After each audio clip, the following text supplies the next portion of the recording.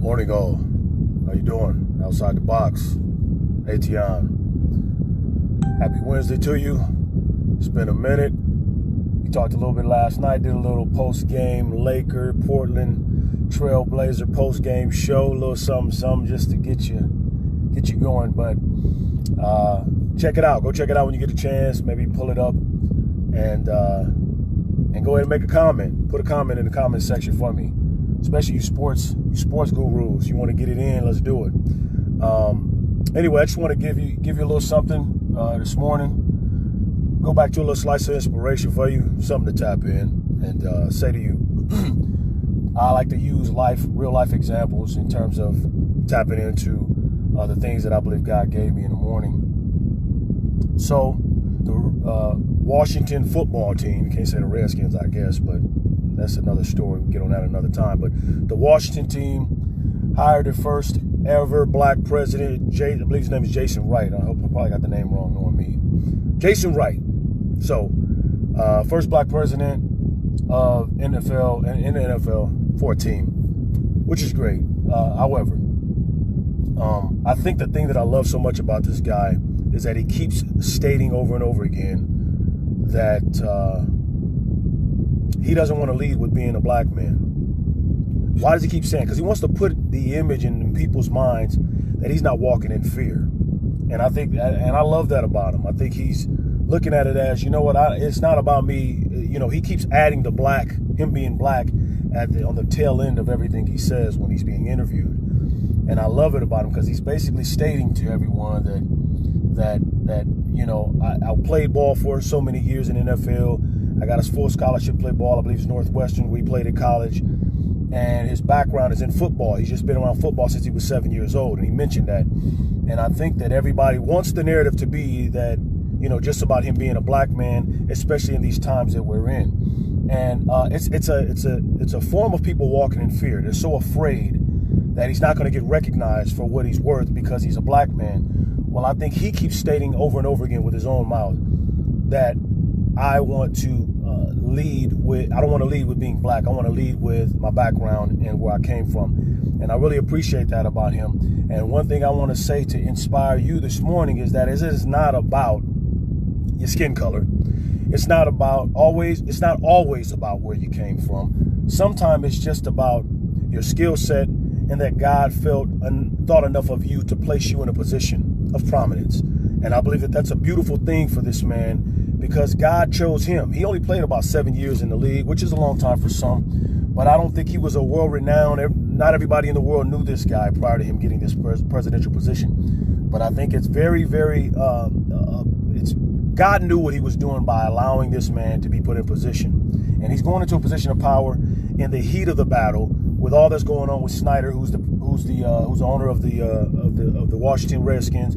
And I think the whole name change thing is everybody's making a big deal about that. They're talking about some of these women coming forth about rape issues and stuff like that. And he's brought a private investigator in for situations like that. But to inspire you, I just want you to know that in the heat of the battle, in the fire, God will sometimes put you in situations because he feels like you were built for this. And I think this man may be just the right person for this position because he came in talking the right talk. And I think we all need to take a note from him in understanding the Bible clearly tells us in Isaiah 41:10 that we're not to fear. In the Amplified Version, it says, fear not, for I am with thee. I'm sorry. Amplified Version says, do not fear anything, for I am with you. Do not be afraid, for I am your God. I will strengthen you. Be assured I will help you. I will certainly take hold of you. And when you hear those words, we must walk in that. We have to walk in that and understand that God has us no matter what's going on, and that we need to take hold of whatever responsibility he's placed upon us and run with that, as opposed to complaining, whining, looking for somebody to assist us, because the help, what's the word say? My help cometh from the Lord. I don't need help coming from, now granted, everything that we have, as my pastor always says, everything you have will come at the hands of someone else, or because you're connected to other people. Granted, but at the same time, I think there are times when God wants us to walk a trail alone to do what he's called us to do without having somebody hand it to us And those are our valley moments, I believe, in life, where he allows us to see struggle, to see rough terrain, and gives us an opportunity to show what we're really made of. And it has nothing to do with a bunch of narratives and racial issues or tension and strife. It has to do with he wants you to get through this, and he wants you to have the opportunity. But he also wants you to trust him.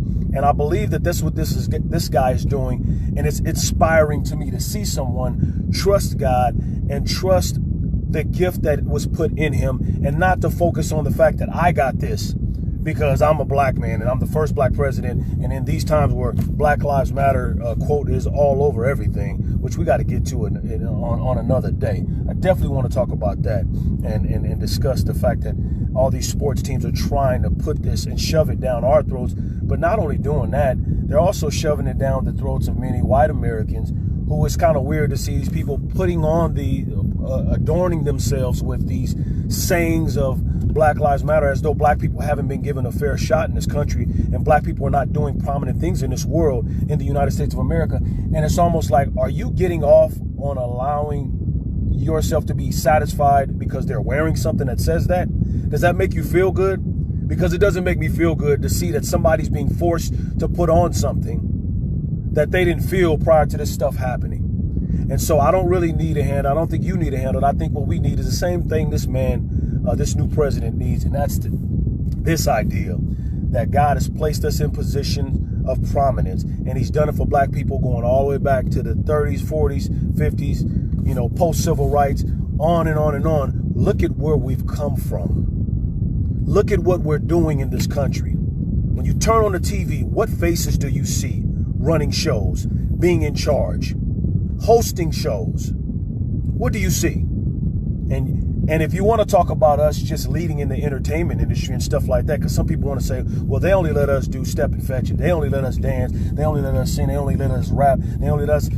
I got something for that too. We're going to talk about that also, because folks need to understand, when God gives you gifts, or you have a talent or a gifting that was placed in your hands, you don't get the right to run off and complain about the fact that the gift is not what you want from somebody else. Or maybe you want the gift of being a president, or you want the gift of being a team owner. Maybe that's not your lane, but walk in the lane he gave you and run with that with perfection.